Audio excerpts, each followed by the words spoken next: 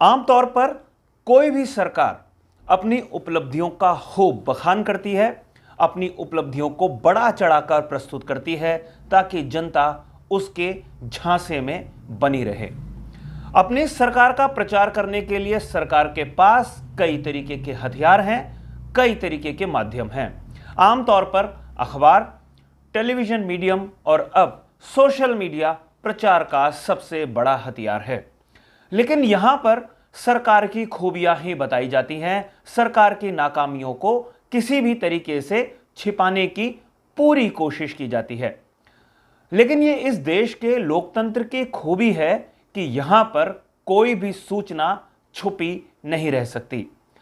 चाहे सरकार की उपलब्धियां हो और चाहे वो किसी भी सरकार की नाकामी हो, सारी सूचनाएं जनता के पास किसी न किसी माध्यम से पहुंच ही जाती हैं। और प्रचार के जब माध्यम भरपूर हो और ऐसी एजेंसियां हो जो सरकार के कारनामों पर नजर रखती हो, तो कोई भी खबर नहीं छिपती। अभी एक खबर आई उत्तराखंड सरकार के कर्जे को लेकर। विधानसभा का सत्र समाप्त हुआ। उस सत्र के आखिरी दिन CAG यानी कंट्रोलर ऑफ ऑडिटर जनरल की एक रिपोर्ट सदन के पटल पर रखी गई। इसमें बताया गया कि सरकार पर कितना कर्जा चढ़ा हुआ है। कर्जे चढ़ने की वजह मैं बताऊंगा और बताऊंगा कि वास्तव में यह कर्जा क्यों चढ़ा है। पिछले 5 वर्ष में बीजेपी का शासन उत्तराखंड में रहा है और 5 वर्ष में कितना कर्जा सिर्फ बीजेपी की सरकार ने लिया है, किस लिए लिया है, इसका भी मैं बताने की कोशिश करूंगा। लेकिन अपनी बात पर मैं आगे बढ़ूं उससे पहले आपसे मेरा आग्रह है, अगर आपने अभी तक हमारे इस चैनल को सब्सक्राइब नहीं किया है तो इस चैनल को सब्सक्राइब आप जरूर कर लीजिए। नमस्कार, मैं हूं मनमोहन भट्ट। जिस समय 2017 के विधानसभा चुनाव चल रहे थे उस समय बीजेपी कांग्रेस पर हमलावर थी।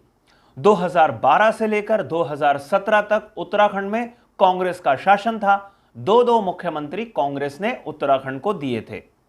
बीजेपी के पास हमला करने के कई मौके थे। कांग्रेस सरकार के भ्रष्टाचार की वो बात किया करते थे और उससे भी बड़ी बात किया करते थे कि उत्तराखंड राज्य को कांग्रेस ने कर्जे में डुबा दिया है। आम आदमी को यह लगता था कि अगर कांग्रेस के शासन से मुक्ति मिल जाएगी तो बीजेपी का शासन होगा और वो इस राज्य में खुशहाली समृद्धि लेकर आएंगे, उत्तराखंड कर्ज से मुक्त हो जाएगा। 2017 से 2022 तक बीजेपी ने उत्तराखंड में शासन किया। 2022 में बीजेपी सुशासन के नाम पर एक बार फिर से चुनाव जीत गई। लेकिन जो कहानी मैं बताने जा रहा हूं उस कहानी को अगर आप सुनेंगे, समझेंगे तो पता चलेगा कि कहीं पर भी समृद्धि, खुशहाली उत्तराखंड में नहीं आई है। पिछले 5 वर्ष के शासन में बीजेपी सरकार ने 30,000 करोड़ रुपए का अतिरिक्त कर्जा लिया है। 30,000 करोड़ रुपए का। अब यह 30,000 करोड़ रुपए का बीजेपी की सरकार ने क्या किया है, इसका खुलासा तो आने वाले समय में होगा। लेकिन मैं आपको बताऊं, जिस समय कांग्रेस के शासन से उत्तराखंड को मुक्ति मिली थी उस समय करीबन 44,500 करोड़ रुपए का कर्जा उत्तराखंड के ऊपर चढ़ा हुआ था। 2016-17 की CAG की रिपोर्ट जब विधानसभा के पटल पर रखी गई थी तब इस बात का खुलासा स्पष्ट रूप से हो रहा था। बीजेपी भी अलग अलग माध्यमों से यह जानकारी 2017 के विधानसभा चुनाव में प्रचार करने के लिए इस्तेमाल कर रही थी। लेकिन आज की जो स्थिति है उसमें उत्तराखंड के ऊपर 73,000 करोड़ रुपए से ज्यादा का कर्जा चढ़ा हुआ है और यह आंकड़ा 2021 के मार्च तक का है। यानी 1 अप्रैल 2021 से लेकर 31 मार्च 2022 तक कम से कम 5,000 करोड़ रुपए का कर्जा अतिरिक्त चढ़ गया होगा। 76-77 हजार करोड़ रुपए के कर्जे में उत्तराखंड डूबा हुआ है। यानी अगर 2016-17 से 2021 मार्च तक के आंकड़ों पर हम नजर डालते हैं तो करीबन 30,000 करोड़ रुपए का कर्जा अतिरिक्त बीजेपी ने लिया है, बीजेपी की सरकार ने लिया है। अब इस कर्जे का बीजेपी ने किया क्या है, यह मैं आपको बताता हूं। अपने इर्द गिर्द आप किसी भी बड़ी स्कीम को देखिए, उत्तराखंड सरकार की कोई भी स्कीम आपको दिखाई नहीं दे रही होगी। उत्तराखंड का कोई भी बड़ा नया इंजीनियरिंग या मेडिकल कॉलेज पूरी फंक्शन के साथ काम करता हुआ नजर नहीं आ रहा होगा। जो पुल और जो सड़कें राज्य सरकार ने बनवाई थी, उनकी क्या हालत है उसका अंदाजा आप लगा सकते हैं। राज्य के अस्पतालों की क्या हालत है और राज्य के स्कूलों की क्या हालत है, इसको भी आप अपने आसपास जाकर बहुत आसानी से देख सकते हैं। स्कूलों को तो बंद करने की कोशिश राज्य सरकार ने पिछले 5 वर्षों में की है, जहां पर बच्चे कम थे, यह बताया गया, इससे खर्चे शायद कम होंगे। लेकिन जब कोई भी विकास की बड़ी योजना स्पष्ट रूप से दिखाई नहीं दे रही है, तो फिर आखिर राज्य सरकार ने 30,000 करोड़ रुपए का कर्जा लेकर आखिर क्या किया है। उत्तराखंड में आमतौर पर बार बार यह बात होती है कि आमदनी के साधन बेहद सिमटे हुए हैं, बेहद सीमित हैं और खर्चे राज्य सरकार के लगातार बढ़ रहे हैं। इन खर्चों को ही मेंटेन करने के लिए राज्य सरकार को कर्जा लेना पड़ता है। यह हालत तब है जब केंद्र सरकार बड़े दिल के साथ अपना दामन खोले हुए रहती है, अपना खजाना उत्तराखंड के लिए हमेशा खोला हुआ केंद्र सरकार की तरफ से रहता है। मोदी सरकार का तो विशेष प्रेम उत्तराखंड के प्रति है और कई बड़ी परियोजनाएं सिर्फ केंद्र सरकार या कहें कि मोदी के सहयोग से उत्तराखंड में चल रही हैं। जब सारे बड़े खर्चे, सारी बड़ी परियोजनाएं केंद्र के सहयोग से चल रही है, तो वास्तव में उत्तराखंड सरकार ने पिछले 5 वर्षों में क्या किया है।